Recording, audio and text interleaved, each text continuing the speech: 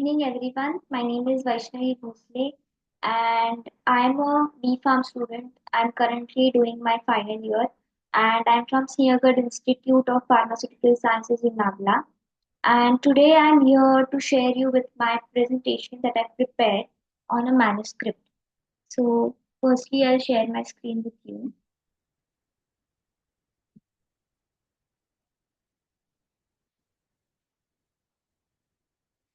So, the topic of my manuscript is identification of kynurenine and quinolic acid as promising serum biomarkers for drug-induced interstitial lung disease.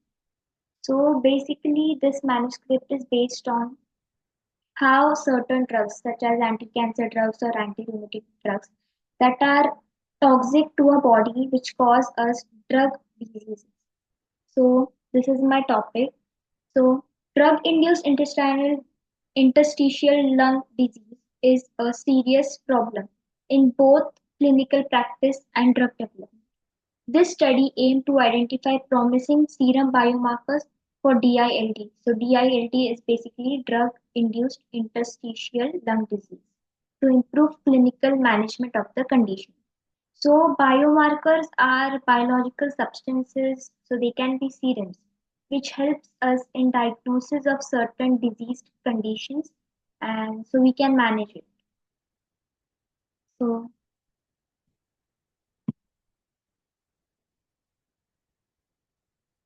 the corresponding author of the manuscript that I've selected is Yoshiro Saito.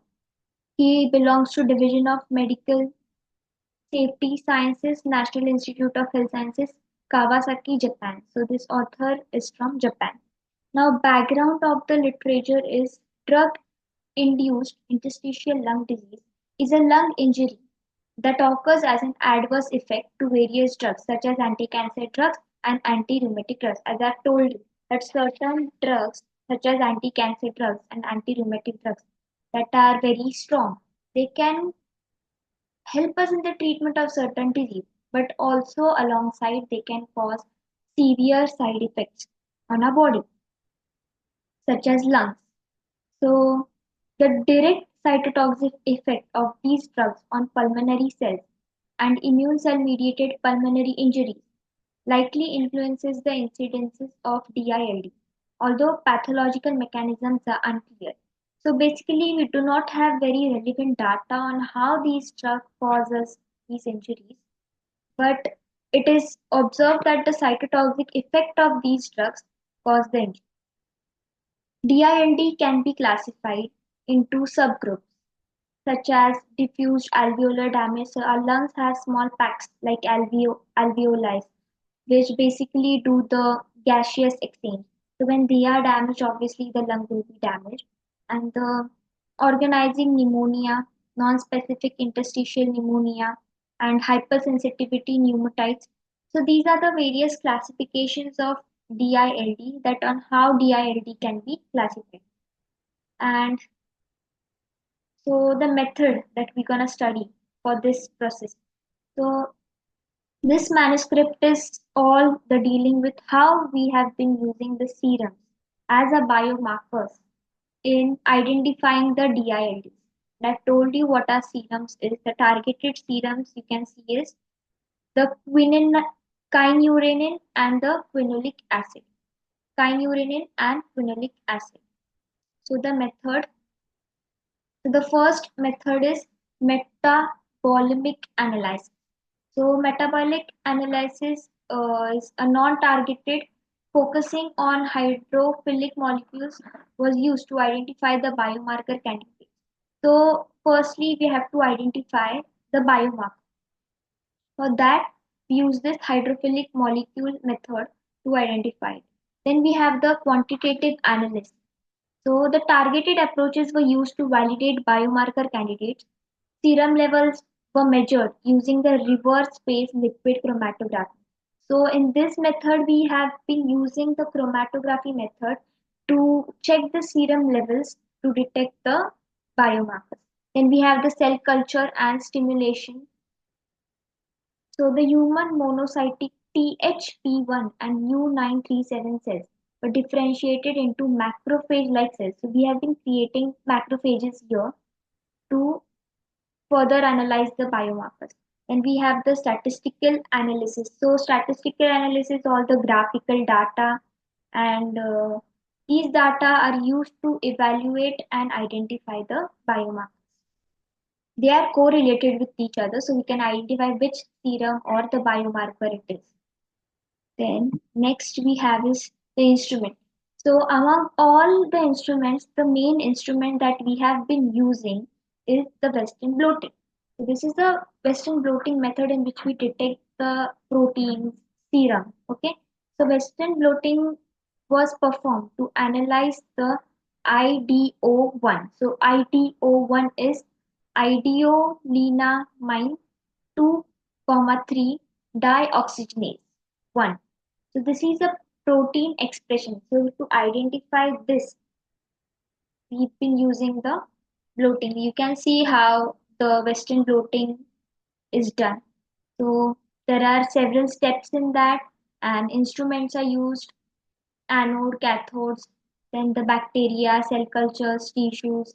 There is an assembly of this whole setup, so you can perform the Western bloating.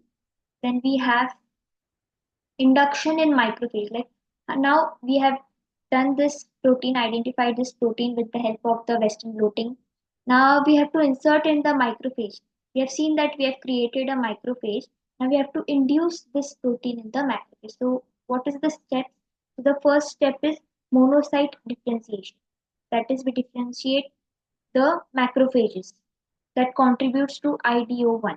Then we have IFN stimulation. Then the third step is KYN and QUNA production. So this is a very detailed process actually. IFN treatment significantly reduces the TRP levels and increase the KYN and QUNA levels. That is, the serums that we required as biomarkers, they increase their levels and they generate a pathway that gives us the production of kynurenine and the quinolic acid. Now you can see the result is kynurenine pathway activation. The kynurenine pathway activation is done using tryptophan. I'm sorry. Yeah. So tryptophan. So all these conversions result in the production of quinolinic acid and the kynurenic acid.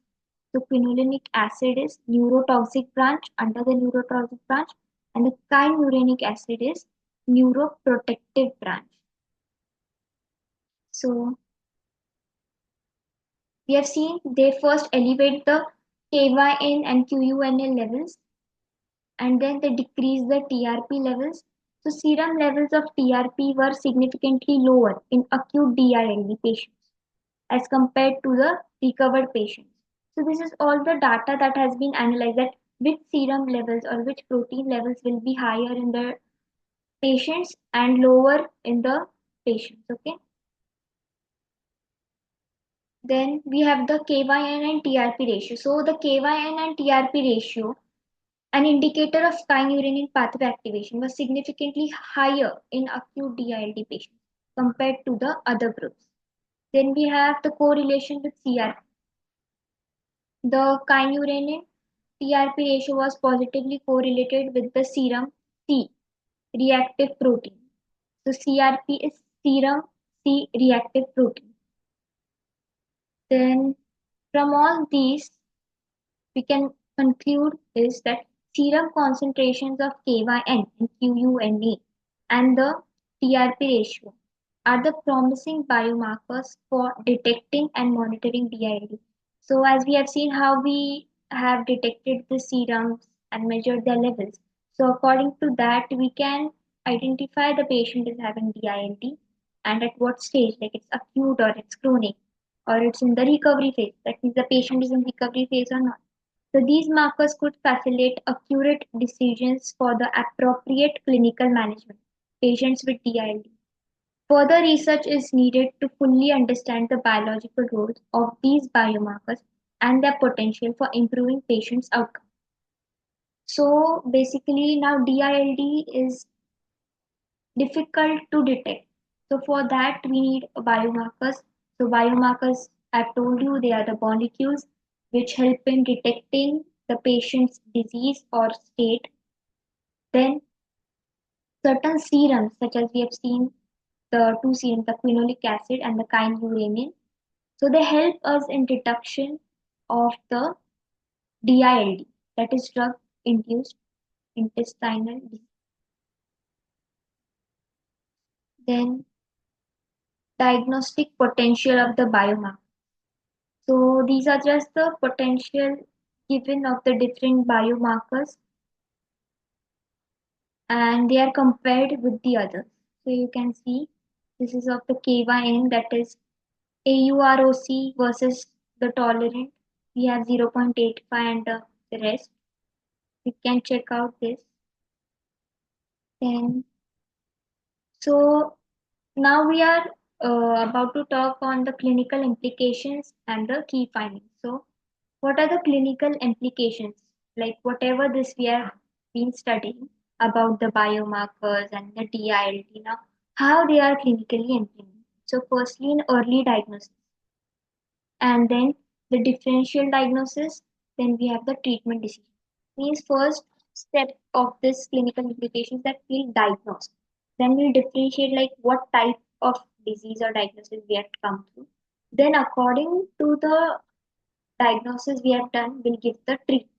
So in the early diagnosis, the serum, kynurenine and the QUNA and the TRP ratios can serve as the DILD specific biomarkers for the early diagnosis, onset and its recovery. Now in differential diagnosis, the new biomarkers demonstrated a higher diagnostic potential than the ILD biomarkers. Then means there are another biomarkers too which will differentiate with the DILDs. Then treatment decisions, the use of the new biomarkers would aid in making decisions regarding the continued use of medication in patients. Okay, then we have the future directions. So future directions, we have the major 4 points that are the validation studies, combination with conventional biomarkers, non-invasive biomarkers, and the biological role of KYN pathway metabolites. That is kynurenine. So in validational studies, future validation of the cutoff values for the new biomarkers along with their clinical utility in prospective studies is strongly warranted. Then in combination with conventional biomarkers, evaluating the clinical usefulness of the combination of current biomarkers. So the biomarkers that we use them in combination. We don't use them solo. You might use them, but we usually use it in combinations. So evaluating the usefulness of how the combination is useful in the diagnosis. Then we have the non-invasive biomarkers, that is examining the potential of QUNA as a non-invasive DILD biomarker is a promising area for further research. We need to research more on QUNA biomarker for DILD. Then we have the biological role of KY pathway metabolites. We have seen the pathway of how we generate the two serums and to which branch they belong to. So the further studies are required to understand the biological role. We haven't yet known the biological role of these serums or biomarkers, okay? So which might lead to new therapeutic strategies for the condition. So this was my last slide.